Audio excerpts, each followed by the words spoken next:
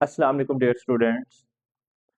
आज हम जो टॉपिक डिस्कस करने जा रहे हैं वो है हमारे पास discovery of neutron and discovery of nucleus. I am without wasting time हम स्टार्ट करते हैं बेटा। टॉपिक का हमारा नाम है डिस्कवरी डिस्कवरी ऑफ न्यूट्रॉन। सबसे पहले हम देखेंगे डिस्कवरी ऑफ न्यूट्रॉन। बेटा यहाँ पर बात ये है कि न्यूट्रॉन को ढूंढना क्यों जरूरी पड़ा बेटा। Why why neutron were needed. Neutrons की जरूरत क्यों पड़ी बेटा, इस बात को जरा समझते हैं। क्योंकि जब हमें प्रॉब्लम का पता होगा तो फिर हमें समझ आएगा कि ये डिस्कवरी असल में हुई किस तरह से थी बेटा। व्हाई न्यूट्रॉन वर नीडेड बेटा। Before before 1932 1932 it was considered that 1932 से पहले ये समझा जाता था बेटा। क्या समझा जाता था बेटा? द न्यूक्लियस के एटम का जो न्यूक्लियस है कंटेन्स, वो मुश्तमिल है, कंटेन्स किस पर बेटा? On proton. वो प्रोटॉन पर मुश्तमिल है। ये बात समझी जाती थी कि एटम का न्यूक्लियस किस पर मुश्तमिल है बेटा? प्रोटॉन पे। अगर एटम का न्यूक्लियस प्रोटॉन पर मुश्तमिल है तो फिर जो प्रोटॉन का मैस हो वही फिर एटम का मैस होना चाहिए। मतलब ये कि अगर एक चीज पूरे एटम के अंदर सिर्फ अगर न्यूक्लियस है तो फिर पूरे उस एटम का मैस किसके एटम के मैस के बराबर होना चाहिए? प्रोटॉन के मैस के एटम के बराबर होना चाहिए। लेकिन बेटा ये बात नहीं है, ऐसा नहीं था। तो मसला क्या था? The mass of the mass of atom was greater than, वो ज्यादा था बेटा। The mass of an atom is लिख देते हैं बेटा, इज ग्रेटर देन, किससे ज्यादा था बेटा? What could be explained bye mass of proton alone। ये वजह थी बेटा कि एटम का जो मैस था, mass of an atom is greater, वो ज्यादा है। किससे ज्यादा है? उस मैस से ज्यादा है जो सिर्फ प्रोटॉन की बुनियाद पर एक्सप्लेन किया जाता था बेटा। कि अगर उसमें न्यूक्लियस में अगर सिर्फ प्रोटॉन है तो फिर उस न्यूक्लियस का मैस प्रोटॉन के मैस के क्या होना चाहिए? बराबर होना चाहिए। लेकिन मसला क्या था कि उस एटम का जो मैस था वो बेटा ज्यादा था। किससे ज्यादा था? उस मैस से ज्यादा था जो सिर्फ प्रोटॉन की बेस पे बेटा कैलकुलेट किया जाता था बेटा। इसके अलावा एक और प्रॉब्लम थी बेटा, एक और प्रॉब्लम थी। The atoms of an element या फिर सम एलिमेंट, कुछ एलिमेंट्स ऐसे थे दैट हैव एटम्स, वो ऐसे एटम्स रखते थे, हैविंग, ऐसे एटम्स जिनमें होता था हैविंग सेम एटॉमिक नंबर, जिनका एटॉमिक नंबर तो सेम होता था लेकिन बेटा डिफरेंट एटॉमिक मैसेज, बेटा। कि एलिमेंट सेम ही है लेकिन उस एलिमेंट में मौजूद जो एटम्स हैं उनमें से कुछ एटम्स का सब एटम्स का एटॉमिक नंबर तो सेम है लेकिन उनमें से कुछ एटम्स के एटॉमिक मैसेज एक दूसरे से डिफरेंट है। आइए बेटा जरा देखते हैं कैसे। कि फॉर एग्जांपल हमारे पास एक एलिमेंट है, ये एक एलिमेंट है, उसके अंदर मौजूद ये एटम है, ये एक एटम बना लेता हूं, ये दूसरा एटम और ये बेटा तीसरा एटम, ये तीसरा एटम, ये एटम्स हैं। अब ये एटम्स एक ही एलिमेंट के हैं, ये एटम्स क्या हैं? एक ही एलिमेंट के। मैं इसमें से एक एटम को बेटा लिख देता हूं ए, एक एटम को मैं लिख देता हूं बी और एक एटम को मैं लिख देता हूं बेटा सी, फॉर एग्जांपल। अब एटॉमिक नंबर इन सब का सेम, फॉर एग्जांपल मैं यहां पे एटॉमिक नंबर लिख देता हूं 2, इसका भी एटॉमिक नंबर 2, इसका भी एटॉमिक नंबर 2, लेकिन बेटा एटॉमिक मैसेज डिफरेंट है। फॉर एग्जांपल इसका एटॉमिक नंबर अगर 4 है, इसका 6 तो इसका बेटा 8। ये बात किस तरह से मुमकिन थी कि अगर एलिमेंट भी सेम है तो उसमें मौजूद सब एटम्स भी क्या होने चाहिए, सेम होने चाहिए थे, लेकिन ऐसा नहीं था। लोगों ने देखा कि किसी एलिमेंट में मौजूद जो एटम्स हैं वो उन एटम्स का एटॉमिक नंबर तो सेम है लेकिन एटॉमिक मैसेज बेटा एक दूसरे से डिफरेंट है। तो ये दो प्रॉब्लम्स थी जो सामने आई और जो कि न्यूट्रॉन की डिस्कवरी की बेटा वजह थी। पहली प्रॉब्लम ये थी कि एटम का मैस उस प्रोटॉन के मैस से ज्यादा था और कुछ एलिमेंट्स ऐसे थे जिनमें मौजूद एटम्स उनका एटॉमिक नंबर तो सेम था लेकिन एटॉमिक मैसेज बेटा उनके क्या थे, डिफरेंट थे। तो ये प्रॉब्लम्स थी बेटा। इन प्रॉब्लम्स को फिर बेटा किसने किसने एड्रेस किया बेटा, इन प्रॉब्लम्स को एड्रेस किया बेटा रदरफोर्ड ने। इन प्रॉब्लम्स को एड्रेस किया रदरफोर्ड ने। रदरफोर्ड ने क्या किया बेटा, रदरफोर्ड सजेस्टेड दैट, उसने ये सजेस्ट किया, सजेस्टेड दैट, उसने क्या सजेस्ट किया बेटा, उसने क्या सजेस्ट किया कि the mass of an atom, mass of an atom, के एटम का जो मास है बेटा कुड नॉट नहीं किया जा सकता। क्या नहीं किया जा सकता बेटा, कुड नॉट एक्सप्लेन, नहीं एक्सप्लेन किया जा सकता। क्यों क्यों क्यों क्यों नहीं एक्सप्लेन किया जा सकता बेटा, किस पर, on the basis of, on the basis of message of, message of proton, message of proton and neutron, message of proton and neutron alone बेटा। वो रदरफोर्ड ने ये सजेस्ट किया कि किसी भी एटम का मैस, किसी भी एटम का मैस उसमें मौजूद प्रोटॉन और प्रोटॉन और इलेक्ट्रॉन के मैस की बुनियाद पर सिर्फ एक्सप्लेन नहीं किया जा सकता। अच्छा अगर नहीं किया जा सकता तो फिर क्या वजह है, आप ही हमें बता दें। रदरफोर्ड ने कहा जी मैं आपको बताता हूं, वो क्या थी बेटा, there must be present, there must be present, वो कहता है जरूर मौजूद होगा, देयर मस्ट बी प्रेजेंट, क्या मौजूद होगा बेटा, there must be present N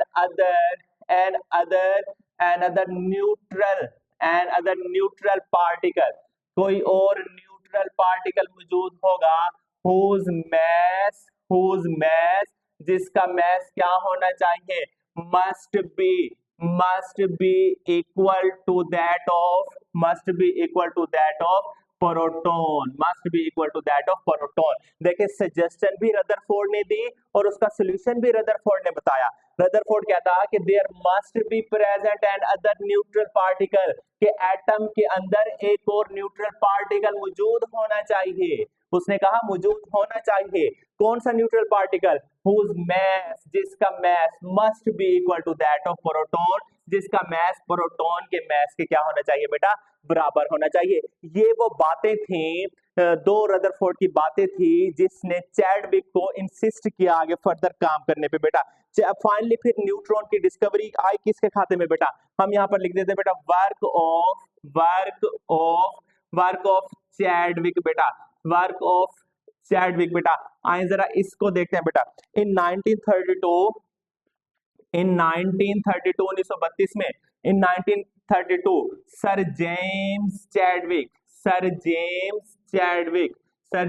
Chadwick उन्होंने क्या काम किया बेटा, उन्होंने बम्बार्डमेंट करवाए, बम्बार्डेड किस चीज की बेटा, बम्बार्डेड अल्फा पार्टिकल्स, उन्होंने अल्फा पार्टिकल्स को बम्बार्डमेंट करवाया किसके ऊपर बेटा, ऑन द बेरिलियम, उन्होंने बेरिलियम के ऊपर अल्फा पार्टिकल्स की बम्बार्डमेंट करवाई। फिर उन्होंने क्या ऑब्जर्व किया, एंड ऑब्जर्व उन्होंने देखा क्या चीज बेटा, द इमिशन ऑफ, निकलते हुए देखा बेटा, the emission of highly penetrating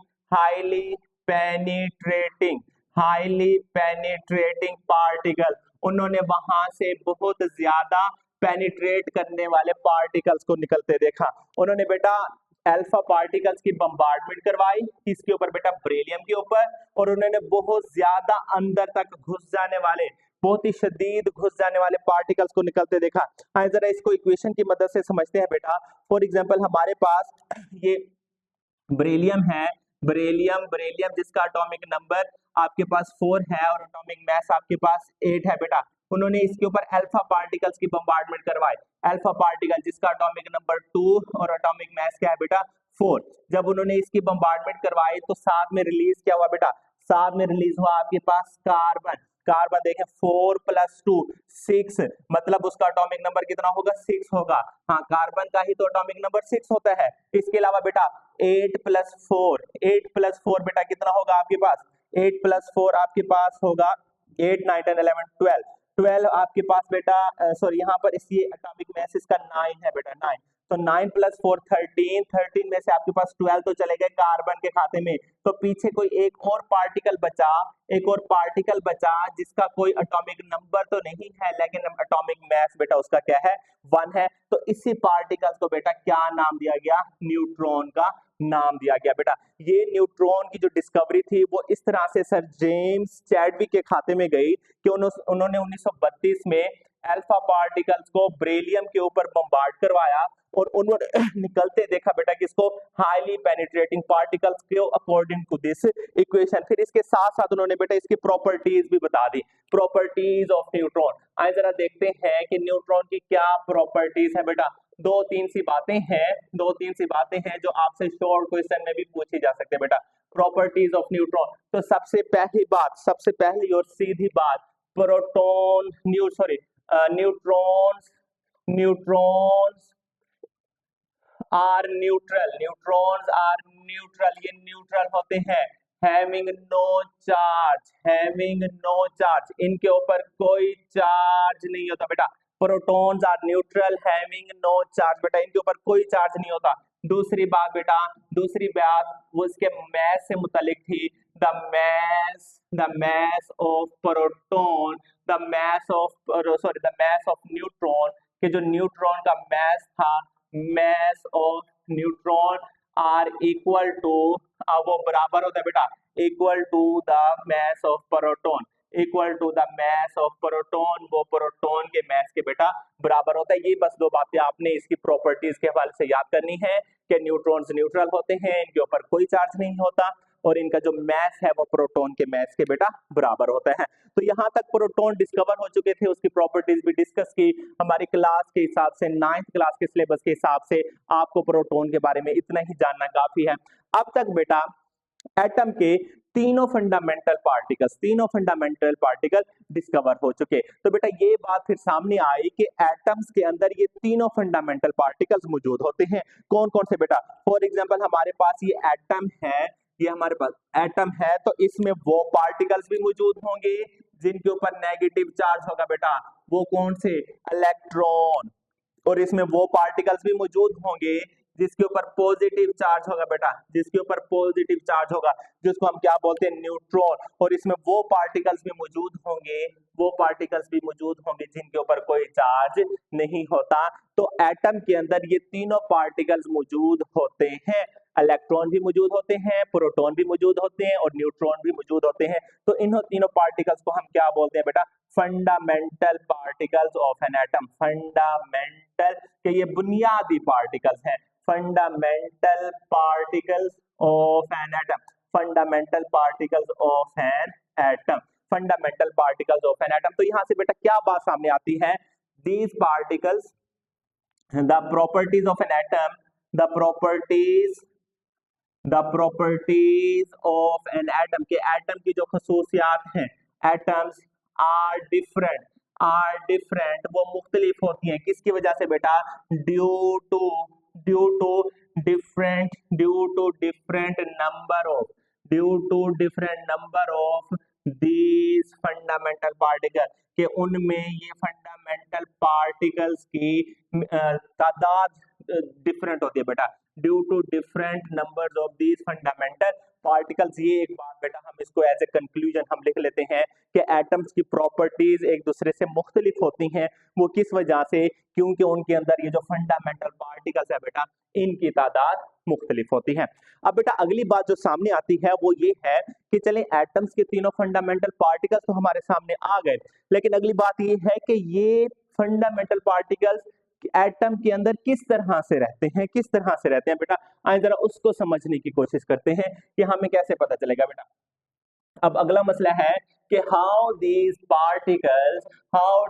particle reside in the tiny space called atom. अगला प्रॉब्लम क्या है बेटा, हाउ दीज पार्टिकल। अब हमारा टॉपिक चला जाएगा बेटा डिस्कवरी ऑफ न्यूक्लियस की तरफ, discovery of nucleus, discovery of nucleus की तरफ हमारा टॉपिक चला जाएगा। अब इसमें प्रॉब्लम क्या था बेटा, how how these fundamental particles के ये बुनियादी पार्टिकल रिसाइड रहते हैं इन टाइनी स्पेस, एक बहुत ही थोड़ी सी जगह पर, in tiny space called atom, called atom, कि किस तरह से ये पार्टिकल्स एटम के अंदर रहते हैं बेटा, ये एक प्रॉब्लम था, ये एक प्रॉब्लम था। अब इस प्रॉब्लम को समझने के लिए हमें एटम के स्ट्रक्चर के बारे में समझना पड़ेगा। तो एटम के स्ट्रक्चर को बेटा डिस्कस किसने किया और किसने हमें शुरू में एटम का स्ट्रक्चर समझाने की कोशिश की बेटा, वो काम था बेटा लॉर्ड रदरफोर्ड का, लॉर्ड रदरफोर्ड का बेटा। तो उन्होंने एक एक्सपेरिमेंट किया, मैं यहां पर लिख देता हूं Lord Rutherford, Lord Rutherford, Lord Rutherford conduct an experiment. उन्होंने एक एक्सपेरिमेंट कंडक्ट किया बेटा, एक्सपेरिमेंट नेम, जिस एक्सपेरिमेंट का बेटा नाम क्या था बेटा, gold foil experiment, gold foil experiment. उन्होंने एक गोल्ड फॉइल एक्सपेरिमेंट बेटा कंडक्ट किया ताकि वो हमें समझा सके और वो खुद देख सकें कि असल में एटम किस तरह से होता है, एटम का स्ट्रक्चर क्या है और ये फंडामेंटल पार्टिकल किस तरह से एटम के अंदर रहते हैं। आज बेटा हम जरा डिस्कस करते हैं गोल्ड फॉइल एक्सपेरिमेंट के। गोल्ड फॉइल एक्सपेरिमेंट है क्या बेटा, गोल्ड फॉइल एक्सपेरिमेंट। मैं 2-3 लाइनें लिखूंगा और आपको समझाने की कोशिश करूंगा कि गोल्ड फॉइल एक्सपेरिमेंट है क्या बेटा, गोल्ड फॉइल एक्सपेरिमेंट है क्या बेटा। Lord Rutherford in 1911, in 1911 Lord Rutherford, Lord Rutherford conduct, उन्होंने किया क्या चीज बेटा, गोल्ड फॉइल एक्सपेरिमेंट। उन्होंने गोल्ड फॉइल एक्सपेरिमेंट किया। उन्होंने क्या किया, ही बम्बार्डेड, ही बम्बार्डेड, उन्होंने बम्बार्डमेंट करवाई किस चीज की बेटा, ही बम्बार्डेड अल्फा पार्टिकल्स, ही बम्बार्डेड अल्फा पार्टिकल्स। कहां से आ रहे थे वो alpha particles, alpha particles emitting from जो कि निकल रहे थे बेटा, emitting from radio active elements, radio active elements से। वो अल्फा पार्टिकल्स कहां से निकल रहे थे बेटा, रेडियो एक्टिव एलिमेंट्स पे, और किस पे, ऑन गोल्ड फॉइल। उन्होंने on very thin gold foil, on very thin, on very thin gold foil, उन्होंने बेटा अल्फा पार्टिकल्स की बम्बार्डमेंट करवाई। वो अल्फा पार्टिकल्स कहां से निकल रहे थे, emitting from radio active elements. और किसके ऊपर अल्फा पार्टिकल्स की बम्बार्डमेंट करवाई, बहुत ही पतली सी सोने की पत्थरी के ऊपर, बहुत ही पतली सी सोने की पत्थरी के ऊपर बेटा। एंड ऑब्जर्व, ही ऑब्जर्व्ड, उसने ऑब्जर्व किया द रिजल्ट, रिजल्ट को फिर उसने कहा ऑब्जर्व किया, on photographic plate, on photographic plate. उन्होंने फोटोग्राफिक प्लेट के ऊपर इसके रिजल्ट को ऑब्जर्व किया, कोटेड विद जिस जो कि कोट की गई थी, coated with zinc sulphide, zinc sulphide से बेटा कोट की गई थी। थोड़ी सी मैं इसको आपको स्कीमेटिक डायग्राम बना के दिखाता हूँ बेटा। फॉर एग्जांपल ये आपके पास वो रेडियो एक्टिव एलिमेंट है, इस रेडियो एक्टिव एलिमेंट से अल्फा पार्टिकल्स निकल रहे हैं। ये अल्फा पार्टिकल्स पड़ते हैं इस गोल्ड फॉइल के ऊपर। जैसे ही गोल्ड फॉइल के ऊपर पड़ते हैं, इसके पीछे एक प्लेट लगी हुई है जो कि कोटेड है जिंक सल्फाइड से, जो कि क्या है, कोटेड है जिंक सल्फाइड से। तो जैसे ही ये अल्फा पार्टिकल इस गोल्ड फॉइल के अंदर से गुजरते हैं तो ये मुख्तलिफ डायरेक्शन में बेटा मुड़ जाते हैं, मुख्तलिफ डायरेक्शन में मुड़ जाते हैं और जाके उस जिंक सल्फाइड की प्लेट के ऊपर बेटा चमक पैदा करते हैं, चमक पैदा करते हैं। उसने देखा कि मैं तो रेज को सीधा भेज रहा हूं, मैं तो रेज को क्या कर रहा हूं, सीधा भेज रहा हूं, लेकिन जैसे ही वो गोल्ड फॉइल से गोल्ड फॉइल से टक्कर गुजरने के बाद वो मुख्तलिफ डायरेक्शन में मुड़ जाते हैं। मुझे कैसे पता चलता है कि मुख्तलिफ डायरेक्शन में मुड़ जाते हैं? कि देखिए, अगर वो अल्फा पार्टिकल सीधे जा रहे हैं तो उन्हें बिल्कुल सीधा गुजरना चाहिए और जाके यहाँ से टकराना चाहिए, तो सिर्फ यहीं पे चमक पैदा होनी चाहिए, लेकिन ऐसा नहीं हो रहा था, चमक मुख्तलिफ जगह पे पैदा हो रही थी। तो ये बेटा क्या थी? उसकी फोटोग्राफिक प्लेट थी। फोटोग्राफिक प्लेट बेटा, ये पुरानी बुक में तो ये स्कीमेटिक डायग्राम भी दिखाई गई थी और इसको समझाया गया था। आपकी बुक में इसको स्किप कर दिया गया है, मैं जस्ट समझाने की घर से बता रहा हूँ। बाकी आपकी मर्जी है कि अगर आप इसको इस तरह से बना देंगे, लिख देंगे तो वेल एंड गुड, एक अच्छा इंप्रेशन जाएगा, और अगर नहीं भी लिखेंगे तो इसको नहीं भी बनाएंगे तो बेटा इट्स ओके। तो ये एक्सपेरिमेंट, ये गोल्ड फॉइल एक्सपेरिमेंट कंडक्ट करने के बाद रदरफोर्ड की कंक्लूजन क्या थी बेटा? रदरफोर्ड कंक्लूडेड दैट, रदरफोर्ड ने फिर दो बातें बेटा उसने कंक्लूड की। उसने कहा कि जो एटम है ये बेटा दो पोर्शन पर मुश्तमिल होता है बेटा। मैं यहाँ पर लिख देता हूँ रदरफोर्ड कंक्लूजन्स। रदरफोर्ड की कंक्लूजन्स क्या थी? Rutherford conclusions. तो हम यहाँ पर लिखेंगे Rutherford concluded that, Rutherford concluded that, Rutherford ने क्या कंक्लूड किया? The atom is divided, atom तकसीम है बेटा into टू पोर्शंस, दो पोर्शंस में एटम डिवाइडेड है बेटा। एटम कितने पोर्शंस में डिवाइडेड है? दो पोर्शन में डिवाइडेड। कौन कौन से पोर्शंस बेटा? एक को उसने बोला न्यूक्लियर पोर्शन, एक पोर्शन उसमें न्यूक्लियर पोर्शन है, और दूसरे पोर्शन को उसने नाम दिया कि ये क्या है? एक्स्ट्रा न्यूक्लियर पोर्शन है। एक्स्ट्रा न्यूक्लियर पोर्शन, एक पोर्शन न्यूक्लियर पोर्शन और दूसरा क्या है बेटा? Extra nuclear portion. Nuclear portion है क्या बेटा? इसको जरा देखते हैं, न्यूक्लियर पोर्शन है क्या बेटा? न्यूक्लियर पोर्शन है क्या? किसको रदरफोर्ड ने न्यूक्लियर पोर्शन का बेटा? द सेंट्रल दरमियान वाला, the central tiny portion of an atom is nucleus. उसने एटम के सेंटर में जो थोड़ा सा पोर्शन था उसको उसने क्या बोल दिया था कि ये क्या है? न्यूक्लियस है, या न्यूक्लियर पोर्शन है। तो एक्स्ट्रा न्यूक्लियर पोर्शन क्या बेटा? एक्स्ट्रा न्यूक्लियर पोर्शन क्या है? The space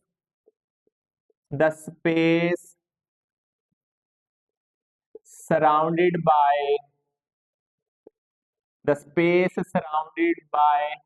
nucleus is what called extra nuclear portion बेटा। ये एक बात उसने सजेस्ट की कि न्यूक्लियस जो है वो दो पोर्शन पे डिवाइडेड है। पहली बात उसमें से ये एक न्यूक्लियर पोर्शन और एक extra nuclear portion. Nuclear portion क्या? The central tiny portion of an atom is called nucleus, and what is the extra nuclear portion? The space surrounded by the nucleus is what called extra nuclear portion. दूसरी बात उसने क्या की बेटा? दूसरी बात उसने ये की, the mass of an atom, the total mass of an atom, the total mass of an atom, the total mass of an atom is concentrated, वो जमा हो जाता है बेटा, is concentrated in the nucleus, वो न्यूक्लियस में ही जमा हो जाता है बेटा। क्यों न्यूक्लियस में जमा हो जाता है? बिकॉज, क्योंकि बेटा, बिकॉज टू हैवी पार्टिकल्स, कौन से दो heavy particles? Two heavy particles, proton and neutron are present, proton and neutron are present in the nucleus बेटा। ये बात उसने कहा कि एटम का जो टोटल मैस है वो ज्यादातर किस में होता है? उसके न्यूक्लियस में ही होता है। क्यों न्यूक्लियस में होता है? क्योंकि दो जो हैवी पार्टिकल्स हैं, कौन कौन से? प्रोटॉन एंड न्यूट्रॉन, वो मौजूद होते हैं, are present in the nucleus. That's why the total mass of an atom is concentrated in the nucleus. बेटा ये आपसे शॉर्ट क्वेश्चन भी पूछा जा सकता है बेटा, ये वाली बात आपसे शॉर्ट क्वेश्चन में भी पूछी जा सकती है बेटा, एक ये बात। इसके अलावा बेटा वो जो पार्टिकल्स हैं, अगर मैं आपको यहाँ पर ये बता दूं कि एटम्स में किस तरह से, मैं यहाँ पर एक छोटा सा एटम आपको, ये फॉर एग्जांपल ये आपके पास एटम है और यहाँ पे ये मैं ब्लैक में बना रहा हूँ बेटा प्रोटॉन, ब्लैक में प्रोटॉन बना देता हूँ और इस तरह से ब्लू में मैं न्यूट्रॉन बना देता हूँ बेटा, न्यूट्रॉन बना देता हूँ, ये न्यूट्रॉन, प्रोटॉन और न्यूट्रॉन, और यही जो प्रोटॉन और न्यूट्रॉन वाला रीजन है यही उसका बेटा क्या कहलाता है, न्यूक्लियस कहलाता है। ये आपके पास एटम हो गया। अब देखें एटम की थोड़ी सी पिक्चर हमें सामने क्लियर हो गई, ये एटम और ये वाला बेटा क्या है, ये न्यूक्लियस है। अगर ये न्यूक्लियस है तो बेटा ये जो ब्लैक वाले हैं ये बेटा क्या है, ये प्रोटॉन है, और बेटा ये जो ब्लू में मैंने बनाया बेटा, ये ब्लू में ये क्या है बेटा, ये न्यूट्रॉन है बेटा, ये न्यूट्रॉन। तो देखें दोनों हैवी पार्टिकल्स प्रोटॉन और न्यूट्रॉन ये दोनों किस में मौजूद है, न्यूक्लियस में मौजूद है। इसी वजह से एटम का जो टोटल मास है बेटा वो किस में कंसंट्रेटेड होता है बेटा, वो न्यूक्लियस में कंसंट्रेटेड होता है। इसके अलावा एक और तीसरी बात की बेटा, एक और तीसरी बात, वो तीसरी बात क्या थी बेटा, the proton and neutron, the proton, the proton and neutron, the proton and neutron are held together बेटा, वो चिपके होते हैं बेटा एक दूसरे से,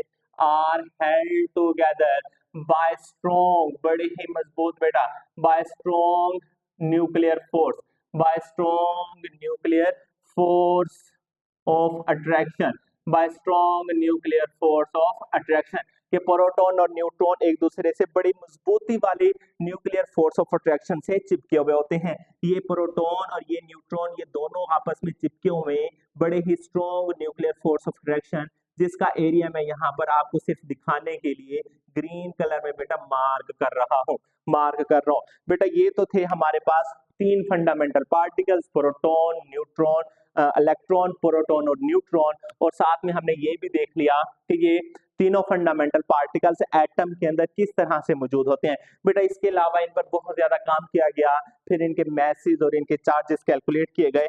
आइए जरा वो देख लेते हैं बेटा, message and charges of, message and charges of fundamental particles, fundamental particles के, इन फंडामेंटल पार्टिकल्स के मैसेज और चार्जेस क्या थे बेटा। यहां पर हम लिख लेते हैं पार्टिकल्स, ये हमारे पास पार्टिकल्स, यहां पर हम लिख लेते हैं बेटा चार्ज, और यहां पर हम लिख लेते हैं बेटा मैस। आइए जरा देखते हैं, फॉर एग्जांपल हमारे पास सबसे पहले है प्रोटॉन, प्रोटॉन, दूसरा हमारे पास है बेटा इलेक्ट्रॉन, और तीसरा हमारे पास बेटा है न्यूट्रॉन। प्रोटॉन, इलेक्ट्रॉन है, न्यूट्रॉन बेटा। तो प्रोटॉन पे चार्ज क्या है बेटा आपके पास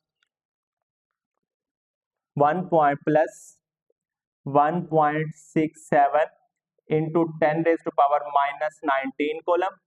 इलेक्ट्रॉन पे भी उतना चार्ज -1.67 इंटू 10⁻⁻19 कोलम, और न्यूट्रॉन पे बेटा कोई भी चार्ज नहीं होता। अगर हम मैस की बात करें तो प्रोटॉन पे मैस होता है बेटा, सॉरी यहाँ पर इलेक्ट्रॉन, आप लिख लें जो तरतीब आपकी बुक में दी गई है मैं उसी के हिसाब से बता रहा हूँ। अगर कोई गलती है तो आप काइंडली उसको बुक से वेरीफाई कर सकते हैं। इलेक्ट्रॉन, प्रोटॉन, और यहाँ पर हम लिख देते हैं बेटा ये नेगेटिव हो जाएगा और ये क्या हो जाएगा आपके पास पॉजिटिव। तो इलेक्ट्रॉन का मैस है आपके पास 9.109 इंटू 10⁻31 किलोग्राम, और आपके पास प्रोटॉन का मैस है,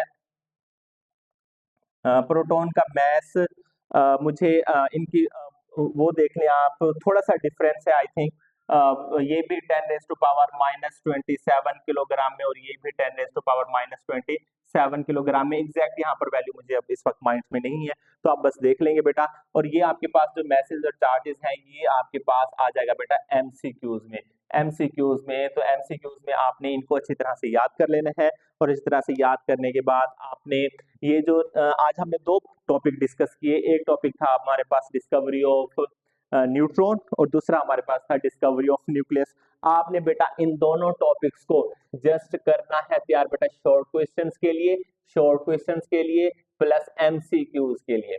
MCQs, short question and MCQs, बस बेटा लॉन्ग क्वेश्चन इसमें से नहीं आएगा, इसमें से कोई लॉन्ग क्वेश्चन नहीं बनता, और इतना छोटा लॉन्ग क्वेश्चन देंगे भी नहीं, वैसे तो वो कुछ भी दे सकते हैं, लेकिन आपने बेटा इन दोनों टॉपिक्स को for short question and for MCQs आपने बेटा तैयार कर लेना है।